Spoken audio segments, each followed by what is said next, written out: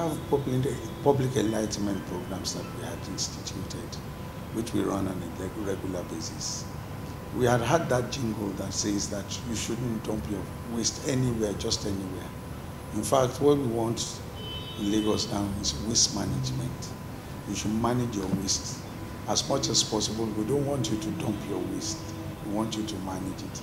And by managing it, we mean that you should recover some of the items, materials in your waste, which can be reused. And that is our advocacy for now. And we should try as much as possible to sort our source, recycle whatever you can recycle, reuse what you can reuse, and then recover whatever you can recover. Preventing trash from entering the ocean and other water bodies presents a huge challenge due to the main sources, including municipal storm sewers, poor trash management by industrial and waste management facilities, disposal of vessels and offshore platforms, and littering by individuals in the coastal and inland areas. So, what are the ways we could possibly address these problems? We have a dedicated department under the Lagos Waste Management Authority, LOMA, that does marine clearance of waste and debris on our waterways. They do this on a daily basis, and we try as much as possible to recover whatever materials that have been dumped inside our waterways. It's a continuous effort, and the exercise of Saturday was just to enlighten our people and make them aware of how much of waste is dumped into our waterways and the harm that could cause to the organisms in the water and to our health eventually. I do know that a number of the oil companies have developed what we call environmental sensitivity index mapping. They have that. And what would that help them to do? It helps them to anticipate what could happen. Where do you have endangered species? Where do you have human habitations? Where do you have the different socioeconomic activities? It simply looks at the resources that we have, map them, and then with that, you're able to deploy what you could use in responding to spills when they do happen. So a number of the organizations have that. And so when you have spill, they're able to activate their spill emergency response plan or contingency plan, as the case may be, to respond to it so that the oil does not get to some sensitive environmental areas. We don't know the LD50 of these chemicals, which is an indicator of how toxic they are. I don't know whether there's a regulation on that. I think the only way that it can be regulated if on coming in, they don't allow them to come in.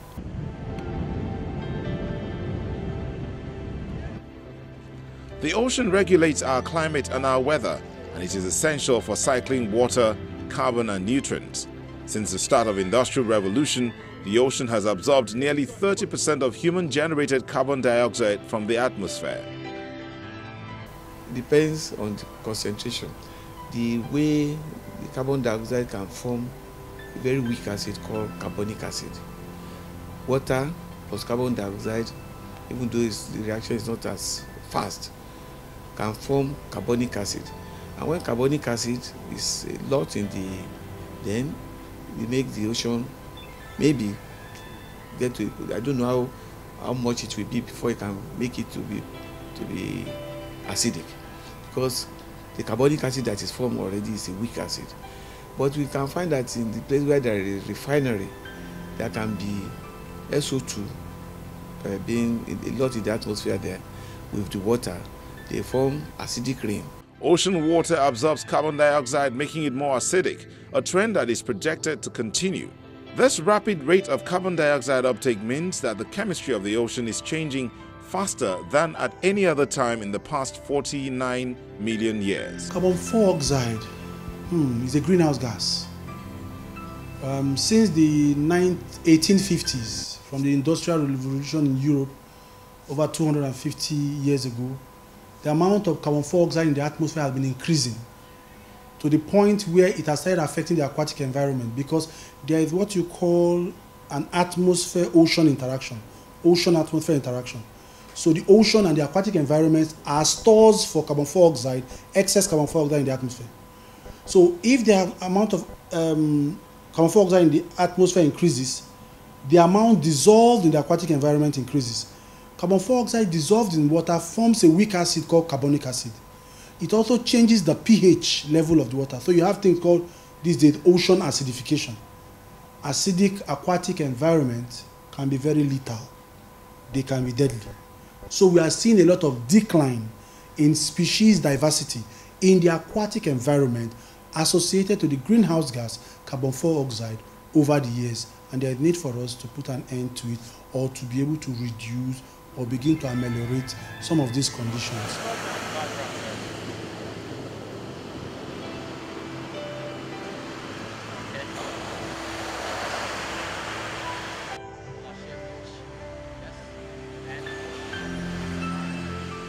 This rapid change in ocean chemistry would likely have broad and significant impacts on marine ecosystems. The impact is very vast.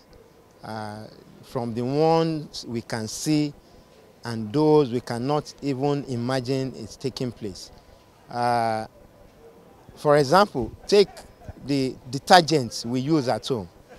The detergent is composed of phosphorus. Now, when we wash our clothes and we throw away the wash water, it ends up in the gutter, and at the end of the day flows into the lagoon. What this causes is eutrophication. Eutrophication is a process whereby you have vegetation growth on the lagoon. And one of the most popular impacts of this is the water hyacinth that we have. You have wide growth of plants on the surface of the water. Over time, this environment will become hostile to the living organism in the water system. The government is doing what it can do. I do know, for instance, that the Lagos state government, through Loma, has been cleaning up the waterways. The individuals too, well, they have tried as much as possible to do one bit or the other. And then the civil societies, even our professional body, we have been part of those trying as much as possible to clean the water body. But of course, like we said, what is enough? We continue to generate these pollutants, and each day they go in there. What it implies that all of us need to look at our habits and see how we can change. We need to rethink. We need to look at the things we do. We need to look at our consumption habits. That will enable us to know whether we're doing enough or not. People should be told of the bad effect of using chemicals. Chemicals are dangerous things, and a lot of people don't care about chemicals because some of them will kill eventually, some of them will kill immediately, like carbon monoxide in the atmosphere.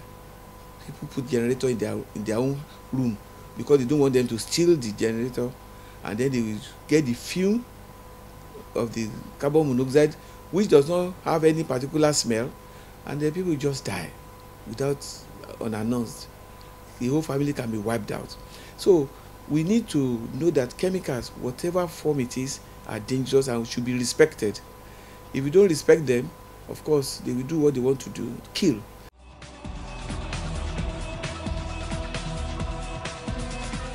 With all of these, it is then paramount that incessant dumping of wastes into the oceans and other water bodies must stop to avoid damaging the marine ecosystem, which could lead to reduction in the reproduction of fishes and other organisms that live in the water. That's all we have time for today on the program. Don't forget, our inbox edfile@channelstv.com is always available for your comments. Bye for now.